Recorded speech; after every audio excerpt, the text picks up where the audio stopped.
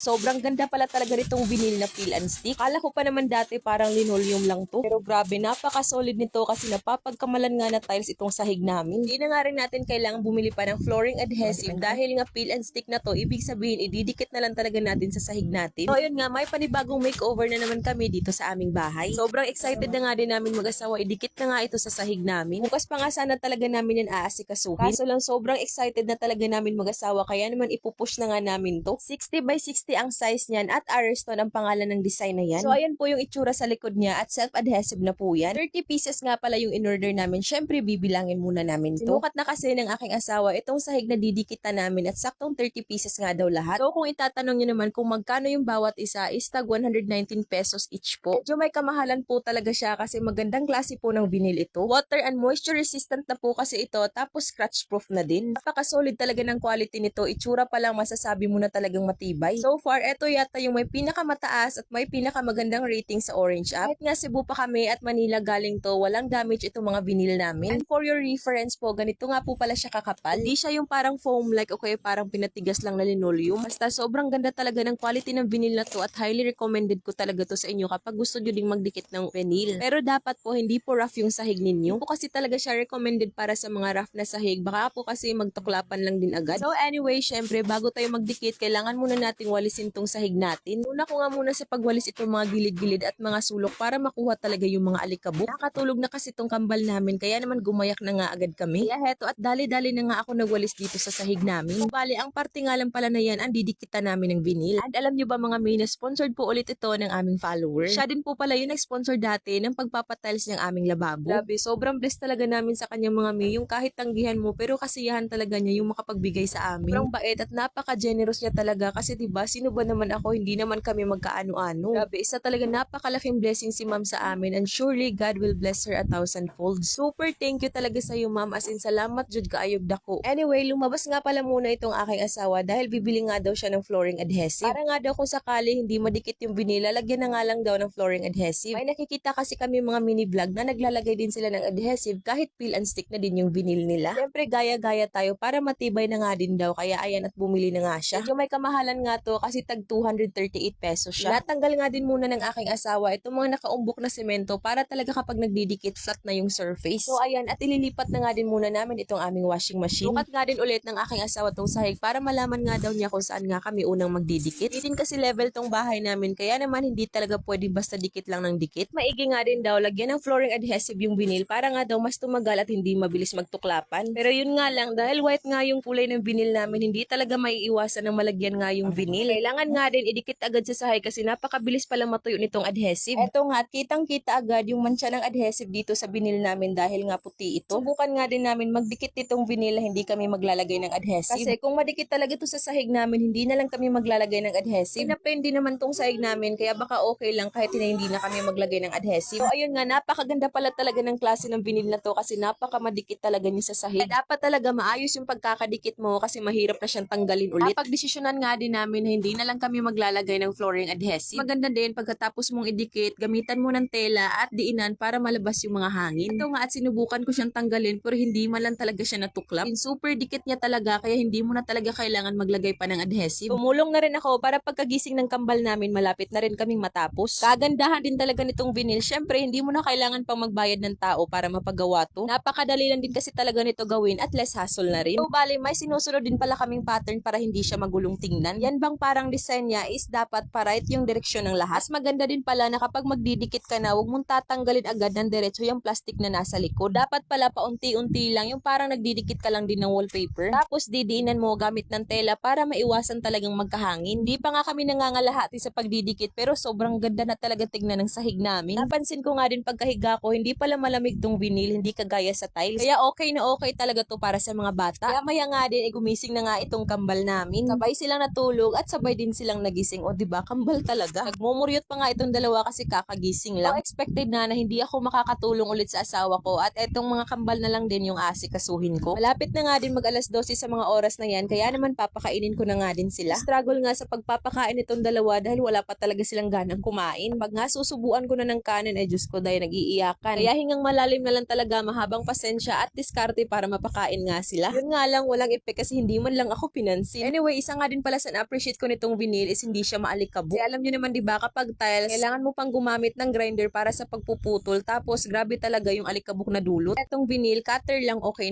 na. Naswak din to para sa mga walang power tools kagaya ng grinder. Hindi nga rin namin kailangan lumikas pa ng ibang bahay kasi syempre hindi naman maalikabok tong vinyl. Halos inabot na nga din yata ako ng 2 oras pero hindi pa nga ako tapos sa pagpapakain itong kambal namin. Namay ko na nga din sila sa pagpapakain para mabilis na lang din silang umanga. Konting kembot na lang din talaga, malapit na nga matapos tong aking asawa sa pagdidikit. Ito nga ang kambal namin, sabay na talaga nag-iyakan tong dalawa at ngalay na nga rin tong liig at likod ko. May times kasi talaga na kapag kakagising lang nila, matagal bago mawala itong pagmumuryat nga nila. Kaya doble triple din talaga yung kailangan mong pasensya dahil nga kambal tong anak namin. Ito nga at good mood na nga rin itong si Bibi Ayon, kaya ayan at nanggugulo na nga sa kanyang papa. Kaunting-kaunti na lang talaga matatapos na nga itong aking asawa at kita nyo naman napakaganda na talaga ng sahig namin. Unti na nga rin ako naglilinis at nagliligpit para pagkatapos niya malinis na din yung bahay. Kung nga lang siya sa may hagdanan medyo natagalan. Kasi kailangan pa nga sukat-sukatin para malinis at magandang tignan. Dito nga sa parteng to medyo struggle talaga pero nagawan pa rin naman niya ng paraan. Kung nga sa kanya na bilib